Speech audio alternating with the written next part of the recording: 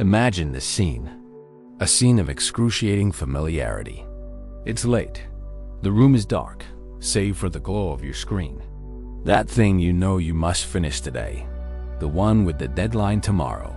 It just sits there, silently a report, a crucial email, a difficult decision, or perhaps merely the first step of a personal project you've longed to start, yet never have. Your rational mind is screaming, "Do it! Do it now! You're running out of time." But your body, it's as if it's pinned to the chair by an invisible force. You open one irrelevant tab after another. Your thumb scrolls unconsciously across your phone screen. You might even feel a sudden intense urge to clean that corner of the room you've ignored for a month. You use every seemingly meaningful triviality to build a solid dam, holding back the flood of the one thing that truly matters. You can feel at times slipping away, second by second, like sand through your fingers. And with every grain that falls, the anxiety deepens. It's an uncanny experience. You are simultaneously indulging in a brief, false sense of ease, while paying for that ease with exorbitant interest, a mounting sense of guilt and panic. Isn't it strange? We, the pinnacle of creation, who can build rockets and explore the cosmos, cannot control our own hand as it reaches for just one more video. We are supposed to be the masters of our own minds and bodies, yet we watch as if we're a puppet on a string, as we walk ourselves toward a future that is guaranteed to be more painful. We call it procrastination. But that word, procrastination, is too light, too harmless. It's an excuse that conceals a deeper, darker truth. This is not laziness. Laziness is to rest with a clear conscience. You, on the other hand, are a walking battlefield of internal turmoil. This isn't a lack of time management skills. You know the power of a deadline better than anyone. You can even calculate with precision the exact moment you need to start to put yourself right on the edge of the cliff. So, let's tear off that convenient label. Have you ever considered that the procrastinating you is not delaying a task, but rejecting a verdict? What you fear has never been the task itself. What you fear is the you must confront when you finally begin. The you that might fail. The you that might not be perfect. The you that might discover your talent is mediocre, your efforts futile. Procrastination, then, becomes an exquisitely cunning form of self-preservation. As long as I don't start, I exist in a Schrödinger state of infinite potential. I can be the undiscovered genius, the star of tomorrow with limitless promise. But the moment I begin, the moment I turn in my work, that illusory, perfect potential self collapses, replaced by a real, naked, and possibly flawed actual self. You're not procrastinating on the work. You're procrastinating on the moment of truth. This is the heart of the matter.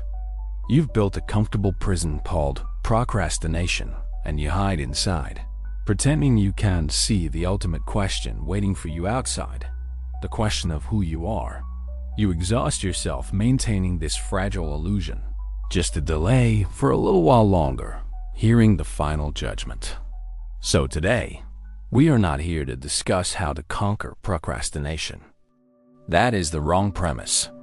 We are here to understand this protracted war between you and yourself. We are here to look directly at the profound fear you use procrastination to conceal. Because the thing you truly fear is not failure. It is something far harder to face than failure, or even death. This thing more terrifying than failure is the ultimate verdict on yourself. Failure is merely the result of an external event. You can blame it on bad luck, on the circumstances, on other people.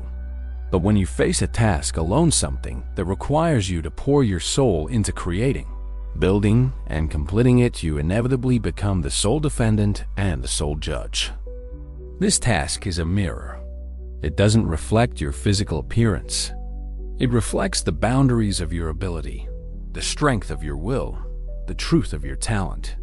Procrastination is you, smashing that mirror to pieces right before the trial begins. The great psychologist Carl Jung would tell you that what you fear seeing is your shadow. The shadow is the collection of all your repressed, denied qualities that you deem bad. The lazy you, the stupid you, the uncreative you, the weak and incompetent you. In your daily life, you use a shiny persona, a social mask to keep this shadow locked away in the cellar of your subconscious. You play the role of an efficient, intelligent, and reliable person, convincing the world and yourself that this is all you are. But that task you're procrastinating on is like a key about to unlock the cellar door. It threatens to let your inner monster out into the sunlight. If the report is a mess, the stupid you will be revealed. If the painting is uninspired, the uncreative you will be confirmed. To protect your perfect persona from being punctured, you choose one thing: not to open the door. You choose not to face the mirror that might reflect your true face. Your procrastination is, in essence, a desperate attempt to protect a lie about who you are. The philosophers, however, would reveal the root of your fear from an even crueler angle. Existentialists like Jean-Paul Sartre would tell you that you are condemned to be free. This means you have absolute freedom to define yourself. This freedom sounds wonderful, but it comes with a responsibility so heavy, it's suffocating. You must take full responsibility for your life, for who you are. The task you're delaying is the execution ground for this freedom. When you start writing, you are defining yourself as a writer. When you launch a business, you are defining yourself as an entrepreneur. Every action is a declaration of who I am. And procrastination is the ultimate escape from this existential responsibility. You would rather remain in the void of "I could have been anyone" than bear the concrete weight of "I have chosen to be this person." Because to choose is to renounce all other possibilities. You're not afraid of making the wrong choice. You're afraid of the very act of choosing, because it is too significant, too final. Nietzsche would tell you, in more challenging terms, that this is a form of self-imprisonment born of slave morality. You have given up the chance to be the Bermensch, the creator, the legislator, and have instead willingly been enslaved by your own fear. You haven't used your will to power to conquer the task, to affirm life through creation. Instead, you've directed that will towards inaction. This is a negative, pathological display of power. I may not be able to create, but I have the power to destroy. You see, procrastination is never a simple behavioral problem. It is a profound philosophical and psychological dilemma. It is your battle with your own shadow, your terror of existential freedom, a twisted expression of your will to power, and the poison of our modern perfectionist culture planted deep within your heart. We are told to be the best version of ourselves, but no one ever tells us what to do with the not good enough self. So you are not fighting against a task. You are waging a smokeless war against some of the deepest contradictions of human nature. This war takes place in every moment you want to start, but instead retreat. And the cost of this war is far heavier than you can imagine. The cost of this internal war isn't just a missed deadline or a botched project. Those are the visible surface-level losses. The truly terrifying consequences are the invisible ones, those that erode your life like a frog in slowly boiling water. First, procrastination is systematically destroying your self-efficacy. Self-efficacy, a concept from psychologist Albert Bandura, is your belief in your own ability to succeed at a task. It's like a mental muscle. The more you use it, the stronger it gets. Every time you set and achieve a goal, no matter how small, that muscle gets a workout. And procrastination is the chronic poison for this muscle. Every time you intend to do something but don't, every time you surrender to the impulse to escape, you send a clear signal to your subconscious. I can't handle this. I'm not good enough. I can't control myself. At first, this is just about one specific thing. But over time, this feeling of powerlessness spreads like a virus. From "I can write this report well" to "I can do my job well," and eventually to, I can't manage my own life. Finally, you no longer believe you have the ability to achieve any meaningful goal. You become a prisoner of learned helplessness.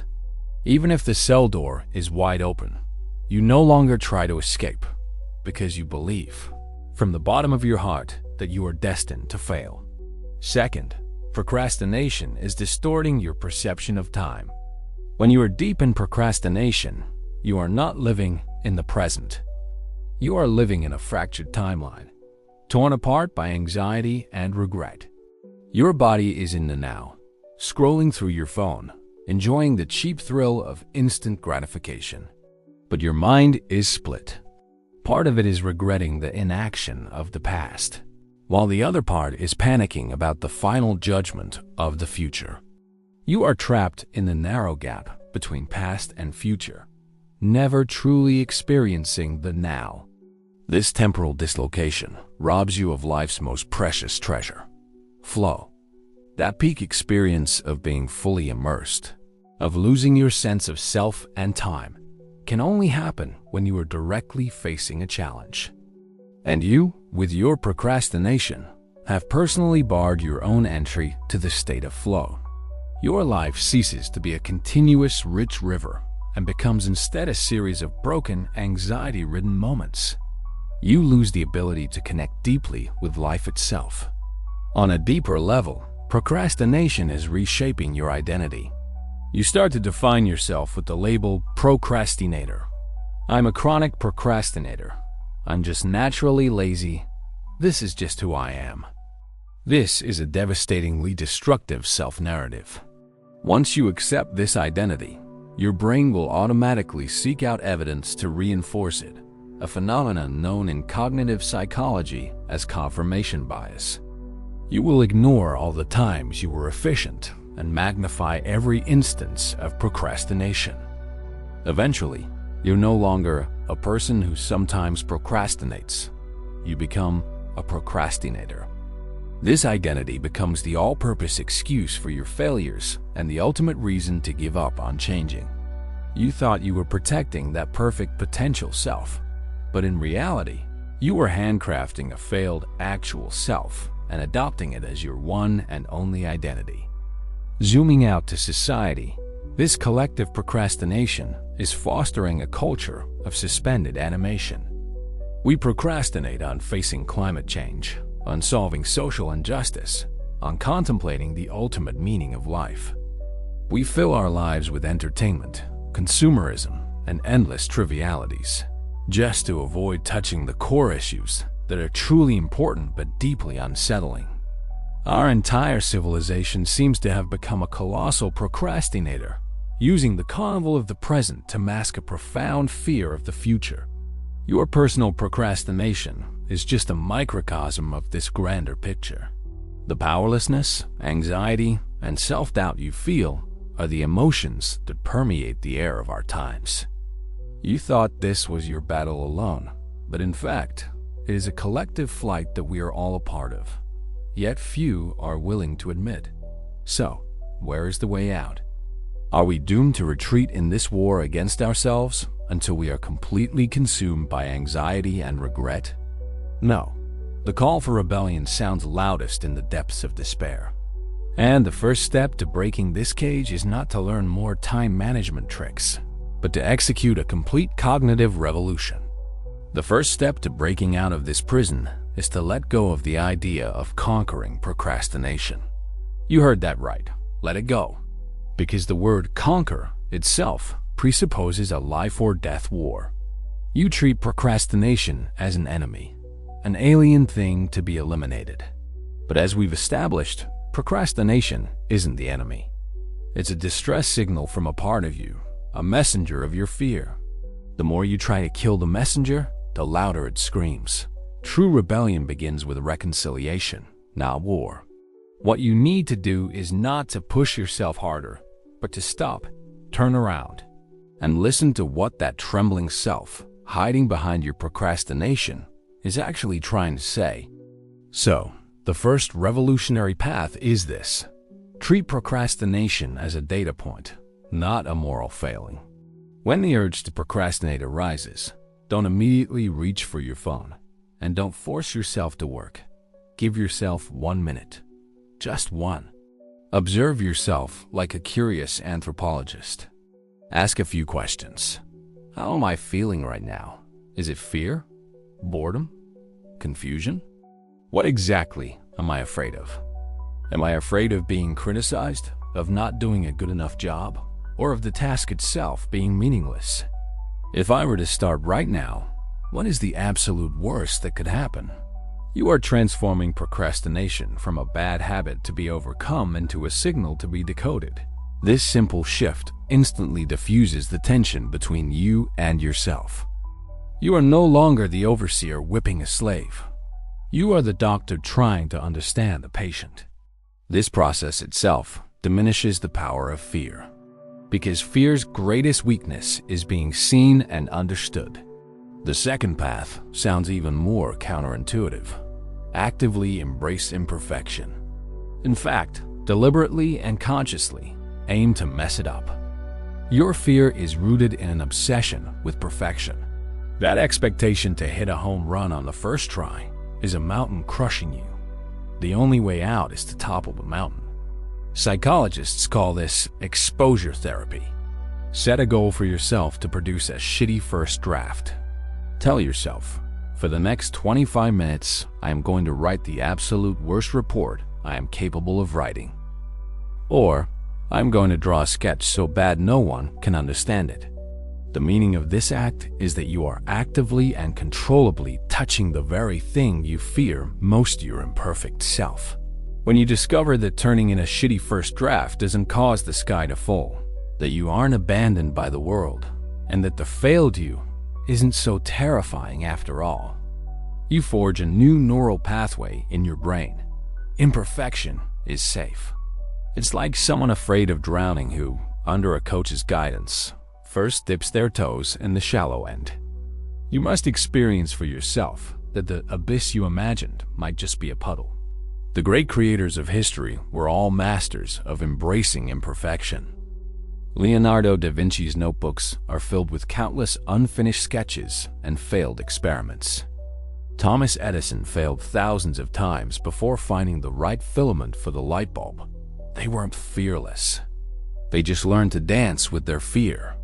They understood that the only path to excellence is through a vast landscape of mediocrity and failure. They didn't procrastinate, not because they had more willpower than you, but because their definition of failure was completely different from yours. To them, failure wasn't a verdict. It was data. The third, and most courageous, path. Lower the stakes. Break down the life-defining mountain into pebbles you can easily lift. You are afraid because you have attached far too much meaning to the task. You see finishing this book as the ultimate test to prove I am a brilliant writer. Under that kind of pressure, who wouldn't procrastinate? Rebellion is to downgrade this grand, epic narrative into an action that is almost laughably trivial. Don't say, I'm going to write a book. Say, I'm going to open the document and write 50 words. Don't say, I need to get in shape. Say, I'm going to put on my running shoes and stand by the door. The essence of this method is to trick your highly vigilant, fear-filled amygdala. A task like write 50 words is so small, so non-threatening, that your brain doesn't even bother to activate its defense mechanisms. But the miracle often happens on the 51st word. Action itself creates momentum. Once you start, you enter a completely new psychological state. That giant task that looked so monstrous before will slowly reveal its mundane, even slightly boring, true nature. You must understand that you can never start after you are ready. Because being ready is the greatest illusion procrastination has ever created. The only real preparation is the act of starting itself. By listening to your fear, embracing imperfection, and shrinking the action, you are not conquering procrastination. You are dismantling the fear behind it. Like a bomb disposal expert, you are carefully cutting the wire that connects the task to your self-worth. And when that wire is cut, you will discover a startling truth. The thing you have feared all this time, the thing you thought was an abyss, a monster, it might not even exist at all. When you cut that wire, when you finally begin to act, you will find that the courtroom you built with countless nights of anxiety and fear instantly dissolves. The judge is absent, the jury has gone home, and the defendant's chair is empty. You thought you'd open the door to find the Grim Reaper, scythe in hand, but instead, you find only an empty room and a layer of dust. And this is the final truth, the ultimate epiphany that can upend your entire worldview, the ultimate verdict on yourself that you so feared was never a future event. It is a phantom, created by you, right here, right now. You are not waiting for a judgment. You are the judge, constantly passing sentence on yourself in your own mind. Procrastination is the tactic you use to postpone the sentence. But here is the paradox. The act of postponing the verdict is in itself the harshest verdict of all. It silently sentences you. You are not capable. You are a coward. You do not have what it takes to face the truth. In your attempt to escape an imaginary pain in the future, you have chosen a real, continuous, day-to-day agony in the present. It's like a person who is afraid of a ghost story, and to avoid hearing the ending, they choose to lock themselves forever in the spooky room where the story is being told. We tend to believe that life's value is found in the highlight moments, completing a masterpiece, achieving a great feat, gaining worldly success. We treat these as life's finish lines and sources of meaning. Consequently, we turn the journey toward these finish lines into a stressful pilgrimage where only success is permitted and failure is forbidden. Procrastination is simply choosing to lie flat on this path, crushed by the unbearable weight. But those who have truly understood life, like Nietzsche, Mensch, or a master of Zen wisdom, will tell you a completely opposite truth. The meaning of life is not found at the destination, but in the journey itself. It is not in becoming, but in being. Your value as a person is not defined by what you have completed, but by what you are doing. When you are fully focused on typing each word, regardless of its quality. When you are immersed in mixing each color, regardless of whether the final painting is a success. When you are striving to understand every complex concept, regardless of the exam result. In that moment, in the instant of action, you are whole. You are valuable. Your existence is affirmed in the most authentic way through your action. Procrastination is the ultimate betrayal of this truth. It makes you despise the process and fixate only on the distant, terrifying result, thereby robbing you of the only thing you truly possess, the present moment, where you can act, create, and experience. So, the final liberation is not about turning you into a hyper-efficient, non-procrastinating machine. It's about helping you rediscover the ability to live in the now. It's about making you understand that every word you write, good or bad, is an extension of your life force. Every ounce of effort you expend, win or lose, is proof that you existed. Failure is not a negation of your worth. It is simply part of the process. An indispensable dark shade on the vast canvas of life that gives the entire picture its depth. The person who sees through life doesn't never procrastinate. Rather, they no longer see procrastination as a war with themselves. They will see the urge to procrastinate arise, like watching a cloud drift by. They will feel the fear, like feeling the wind on their skin. And then, gently but firmly, they will bring their attention back to the small thing at hand, to write one sentence, to make one phone call, to take one step. They no longer seek to be a perfect person. They simply want to be a present person. So now, after you close this video, do not think about how you're going to change completely. Do not make a grand plan to start over and be a new person tomorrow. That is just another form of procrastination. Instead, look at that one thing you've been putting off, and then do the smallest possible unit of action. Write one line of code, read one page of a book, reply with one simple sentence to an email. In that tiny act, you will experience a long-lost, simple power. It is not the power to conquer fear, but the power to act with fear. You will discover that all the courage you ever needed was not to face a future judgment, but to inhabit this one, and the next, and the next. Ordinary and real, present moment. Because life was never a trial awaiting a verdict. It is an endless, moment-by-moment act of creation. And you are the sole creator.